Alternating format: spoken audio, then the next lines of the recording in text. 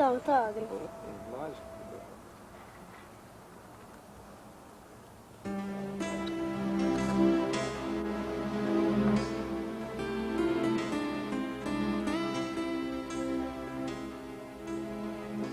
Às vezes, sinto como se o tempo parasse e minha vida se desenrolasse na minha frente. Chego até mesmo a escutar os gritos dos companheiros de pelada. Eu era um garoto franzino, magrinho, que passava o dia inteiro com uma bola no pé. Mas, na verdade, o futebol era um sonho distante. Eu me imaginava como Dida, o número 10 do Flamengo da década de 50. Mas tudo era só fantasia, porque meu corpo não era de atleta. Além disso, meu pai não queria me ver no futebol. Afinal, na família já bastavam meus 2 irmãos maiores, jogadores de futebol. Quando eu pisei no gramado do Maracanã pela primeira vez, aos 12 anos de idade, senti que nada iria me deter. Meu sonho era maior. Me deu forças para vencer todas as dificuldades. Depois que minha família viu minha determinação, me deu a maior força, e foi uma verdadeira batalha. Alimentação controlada, cuidados com a saúde, horário para acordar e dormir, muito exercício físico, muito treinamento. Mas quando temos um objetivo na vida, fica fácil trocar a vida despreocupada pela disciplina e perseverança. Cigarro, bebida, noite de farra, mais companhias. Nunca deixei que estas coisas ditassem o rumo de minha vida. Eu sempre tive um objetivo. Eu lutei por um destino com unhas e dentes. E acho que venci. Consegui tornar-me um bom jogador de futebol. Fiz muitos gols. Tive muitas alegrias. Realizei meus sonhos. Desde o primeiro gol que marquei no ano de 67 com a camisa do Flamengo, até hoje o futebol é minha paixão. Toda partida, seja nos campeonatos nacionais ou internacionais, ou mesmo nos amistosos, é importante para mim. Nas 3 Copas do Mundo que participei, 78, 82 e 86, defendi com honra a camisa verde e amarela. Mais de uma vez fui escolhido o artilheiro do Brasil. Na Itália, defendi as cores do Udinese com a mesma vontade que lutava pelo Flamengo. Suei a camisa, chorei, me emocionei, mas valeu a pena. O futebol é minha vida. Eu me realizei com ele. Agora, minha preocupação é não deixar o futebol morrer. É ajudar outros meninos que sonham com a torcida gritando por eles. Como em qualquer profissão, a determinação é a base de tudo. Qualquer criança que tem uma tendência natural pode ser um craque. Basta amar a bola, dedicar-se a ela com disciplina e muita disposição para lutar e vencer.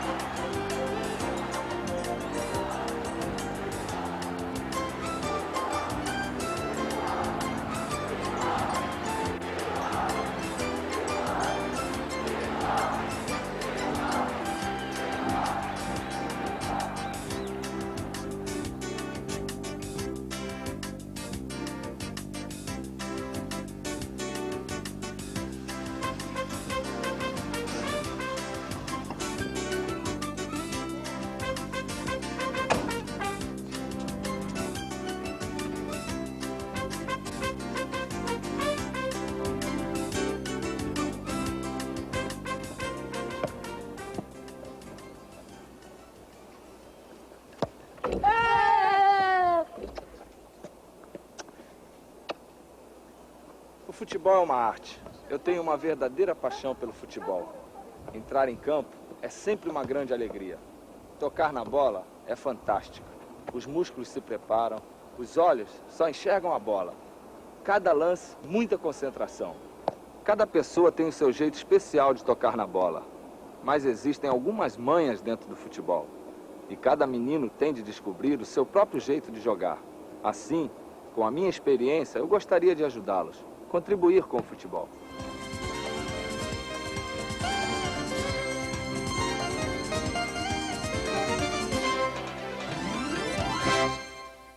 O que eu sempre digo para os meninos do meu time, o Nova Geração, é que o futebol tem 3 pontos fundamentais: o chute, o passe e o domínio.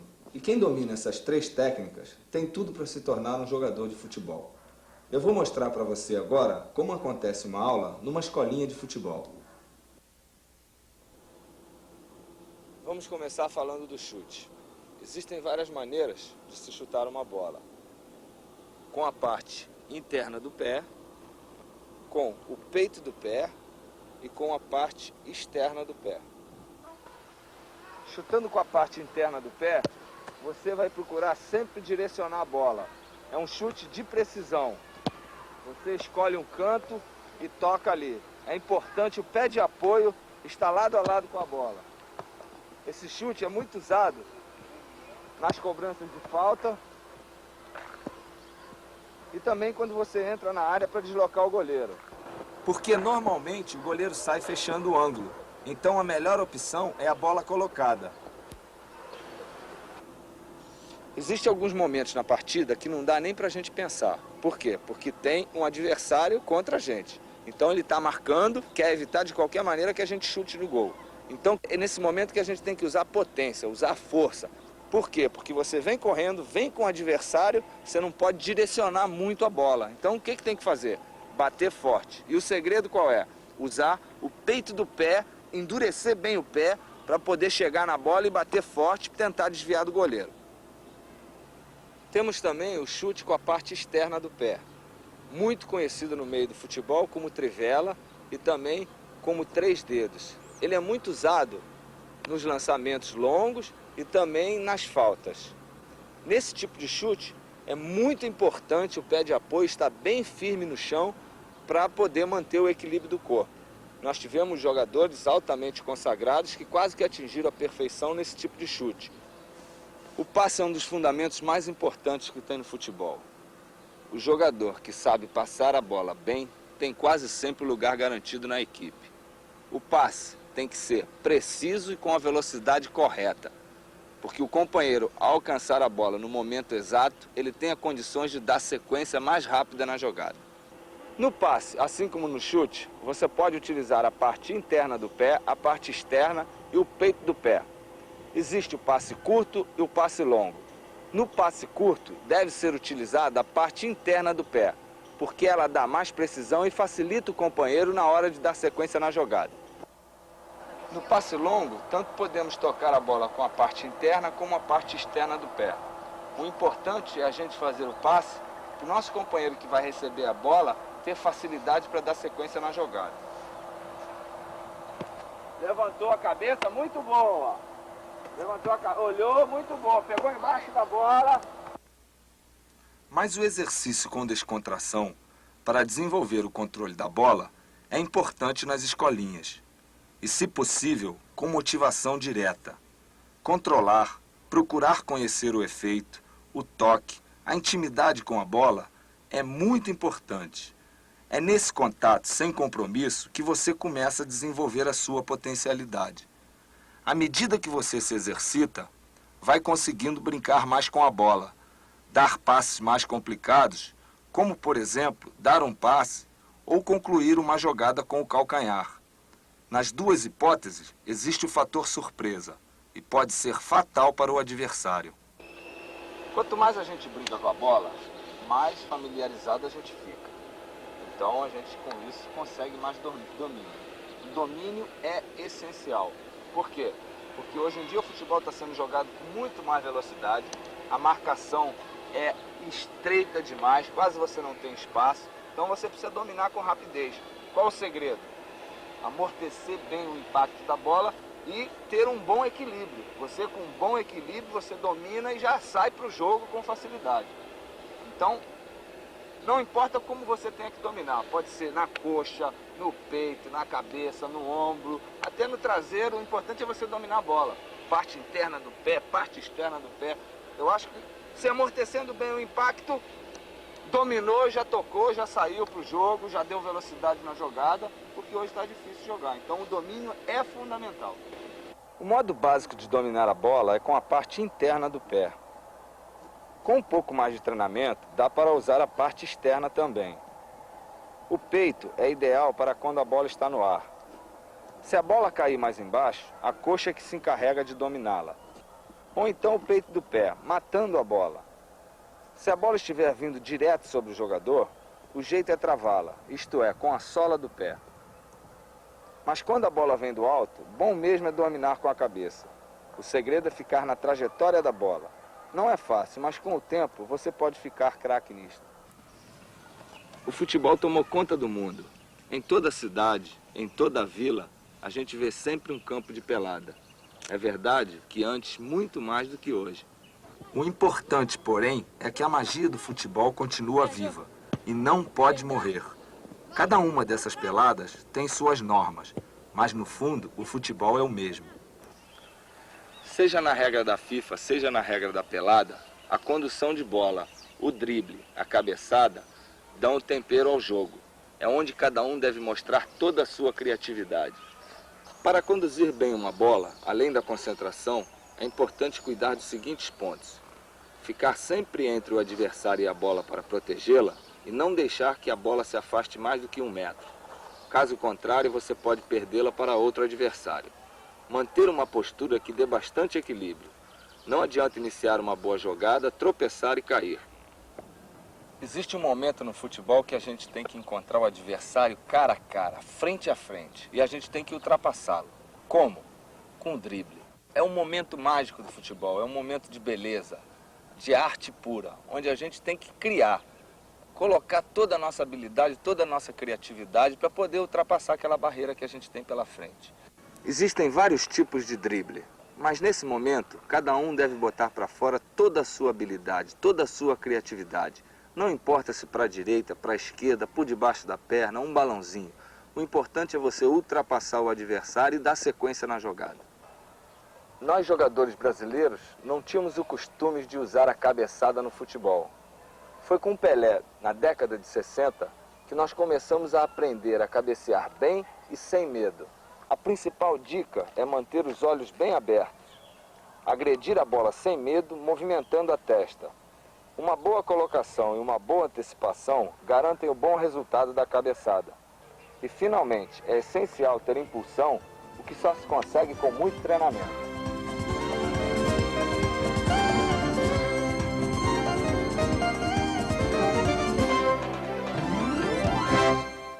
Mas o principal mesmo, é vocês saberem que não basta ser um bom jogador.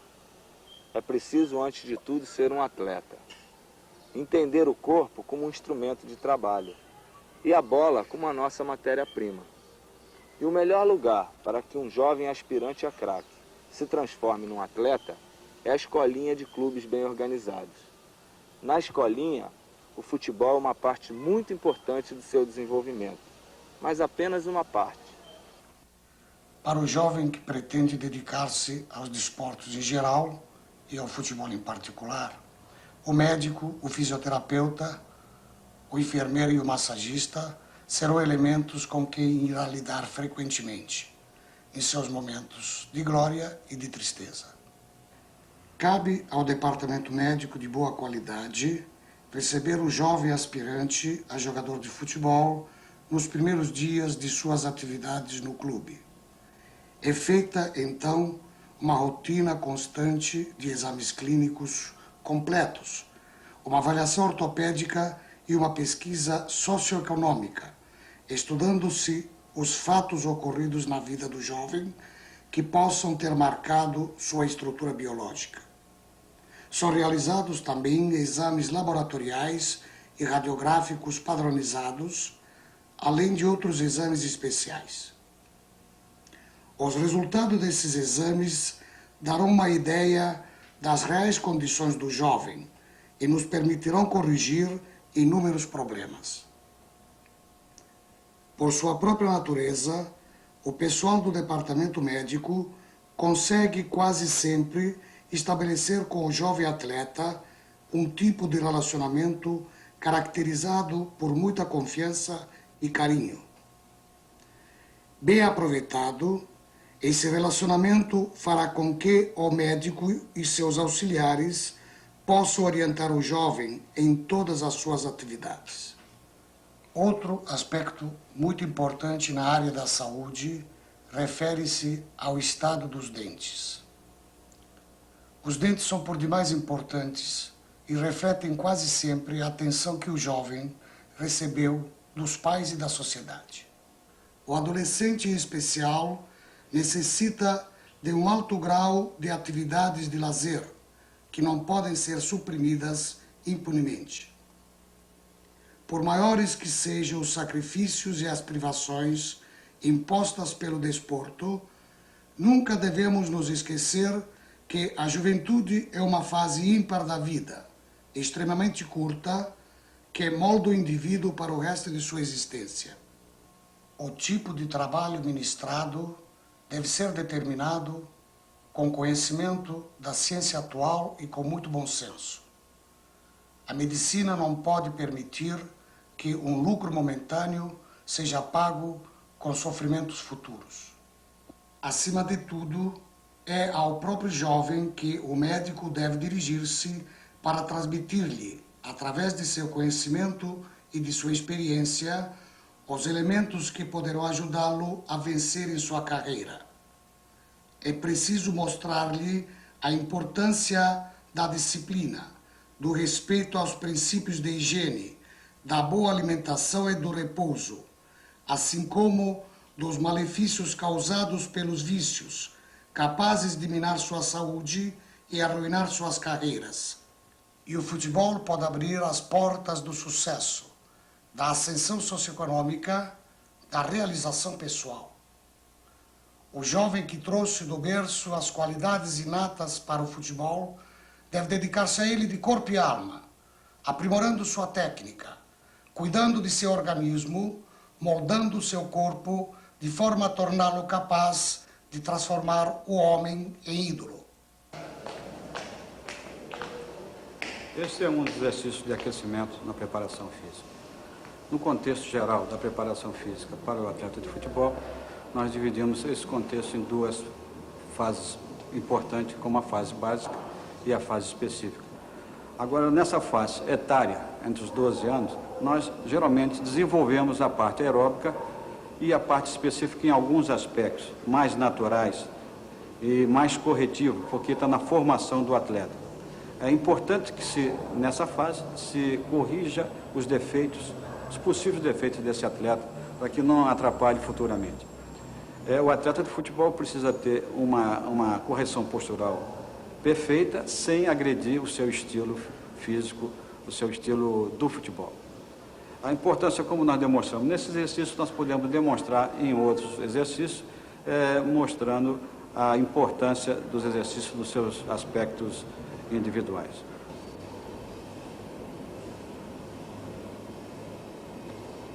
Na parte neuromuscular, nós desenvolvemos uma das qualidades que é a mobilidade. Nesse exercício, a mobilidade dos ombros é importante. Observe que o jogador gira com toda a amplitude articular do ombro. Ao mesmo tempo, tem uma parte corretiva, procurando a correção da cifose, dessa corcunda das costas. É importante no futebol que se tenha uma amplitude total do ombro, para não evitar que o ombro fique preso aos movimentos naturais do esporte. Continuando na parte neuromuscular, esse exercício demonstra o desenvolvimento de 3 qualidades físicas, como a impulsão, o equilíbrio e a agilidade. São muito importantes no contexto geral da preparação física do futebol. Posição 1, essa posição. Posição 2, isso. Posição 1, isso. 1 e 2, continua, isso, 1 e 2. Esse é um exercício de resistência muscular localizada, resistência abdominal, exclusivamente para a resistência do abdômen, que é muito importante para o centro de gravidade do atleta de futebol. Observe, o movimento tem de ser correto. Posição 1 e posição 2. 1, 2, 3, relaxa, ótimo. Esse é um exercício de flexibilidade que desenvolve o alongamento das musculaturas posterior do corpo, aqui atrás. É importante que essa musculatura seja alongada para dar maior amplitude ao movimento dentro do futebol. As corridas de longa distância e média distância desenvolvem a resistência aeróbica com oxigênio e as corridas de curta distância desenvolvem a resistência anaeróbica sem oxigênio, completando assim a fase básica. Isso no contexto geral do treinamento físico é importante que tenha a sua condição de resistência geral para que o atleta bem condicionado entre na parte técnica bem preparado para iniciar o trabalho técnico.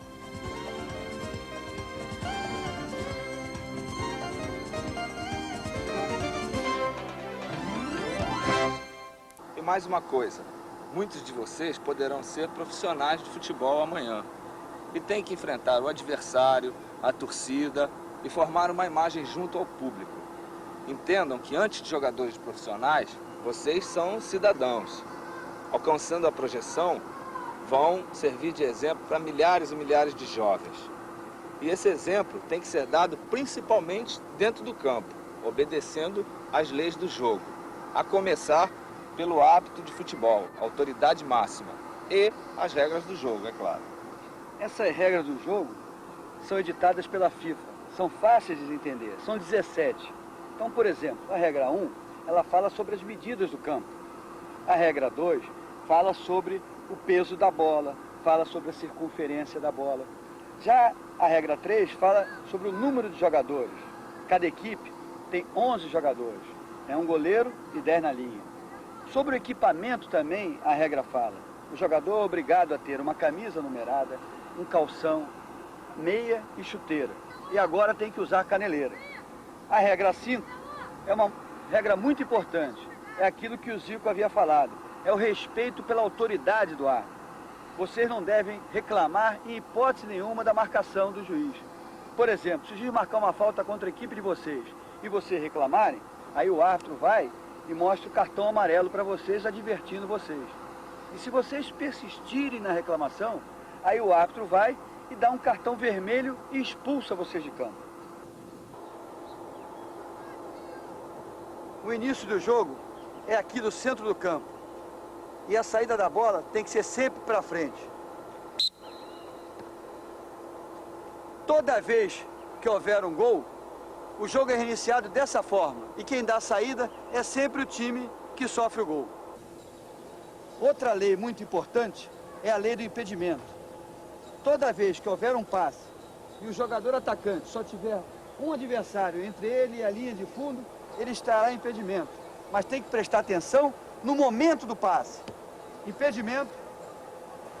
Outra lei importante é a regra 12, que fala das faltas. Por exemplo, nós vamos mostrar aqui algumas faltas mais comuns. Nenhum jogador poderá usar a mão ou o braço. Se isso acontecer, é tiro indireto. Outra falta muito comum com o uso dos braços é o de empurrar o adversário. No futebol, o uso do corpo é muito importante. Todavia, em alguns casos, usa-se o corpo de forma ilegal, como, por exemplo, pular sobre o adversário. A falta mais frequente com o uso das pernas é de calçar o adversário. Uma das faltas mais condenáveis no futebol é a falta por detrás. É quando um jogador vai com ela dominada e seu adversário, por detrás, lhe faz uma falta grave. Se alguma daquelas faltas mostradas anteriormente, ou as outras contidas na regra 12, acontecerem dentro da grande área, o árbitro marcará um pênalti. E a execução desse pênalti, algumas regras terão que ser observadas. Como, por exemplo, a posição do goleiro. Ele terá que estar com os 2 pés sobre a linha de meta. E todos os jogadores, exceto o batedor do pênalti, terão que ficar fora da grande área e fora da meia-lua.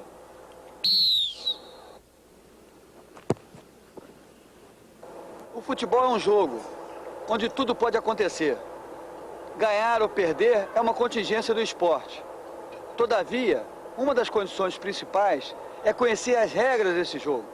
Porque quem pratica o futebol conhecendo as regras sempre leva vantagem. Por isso é que eu aconselho a todos os jovens que conheçam as regras, respeitem a autoridade do árbitro, porque assim terão melhores vitórias. O perfeito domínio, o passe e o chute fazem o jogador de futebol.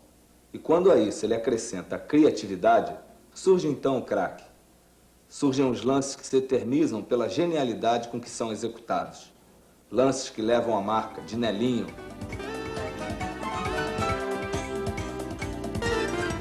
Sócrates,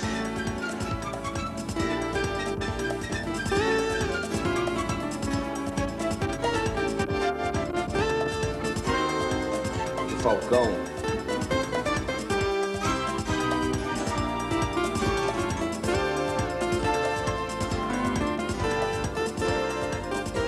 de Júnior,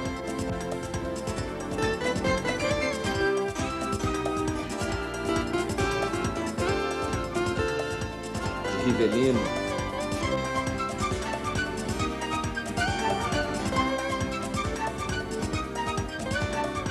de Cláudio Adão,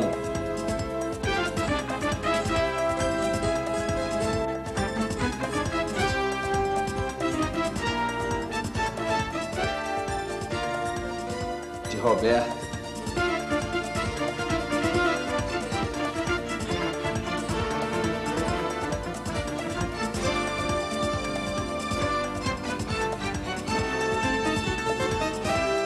de Maradona,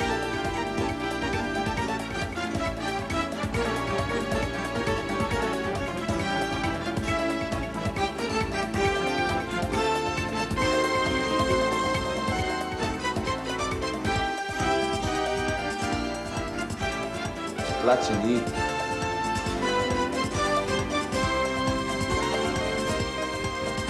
e de Pelé.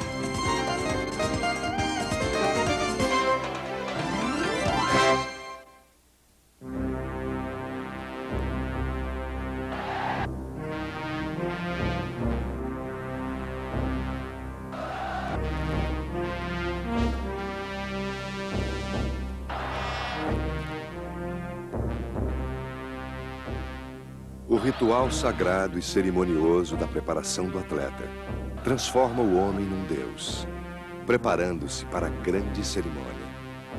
Cada peça colocada carrega junto uma magia, um verdadeiro talismã contra a má sorte. Músculos fortalecidos e ágeis, pernas velozes e incansáveis, horas e horas de obstinação e sacrifícios moldaram esta máquina tão perfeita. Mas esta máquina tão equilibrada é comandada pela emoção. E à medida que a grande hora se aproxima, a pulsação sobe. O coração parece que vai sair pela boca. O campo, entrevisto do túnel, provoca um arrepio de frio ou de medo. Quem sabe? A tensão sobe ao máximo à medida que as bandeiras tremulam e o som da torcida é um coro único. Hinos de amor, hinos de guerra, hinos de loucura. Inteligência, bravura, espírito de competição. É preciso ter a vocação do gol. O corpo perde a noção de espaço. O equilíbrio se transforma em desespero. Correr para estar em vários locais ao mesmo tempo. Conhecer a linguagem da rede. Despertar nela o desejo de receber a bola. perceber o momento exato e fazê-la vibrar sob o impacto relâmpago e furioso da bola. É uma questão de vida ou de morte. Perder é morrer a pouco. É preciso lutar, usar todas as forças e energias, voltar a razão e a alma para um só objetivo: levar o time à vitória.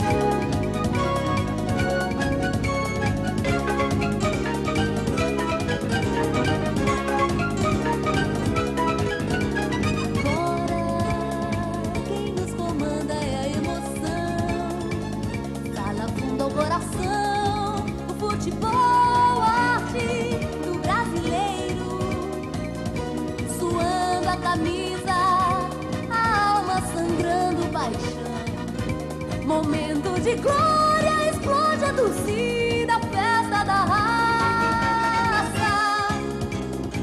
Arte e talento são temperos pra vencer.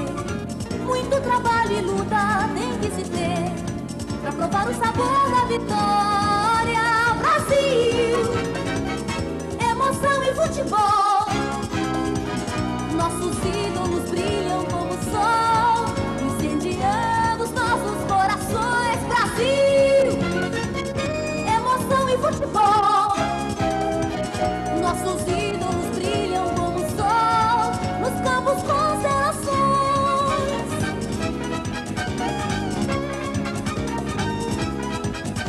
Agora quem nos comanda é a emoção. Fala fundo ao coração, o futebol.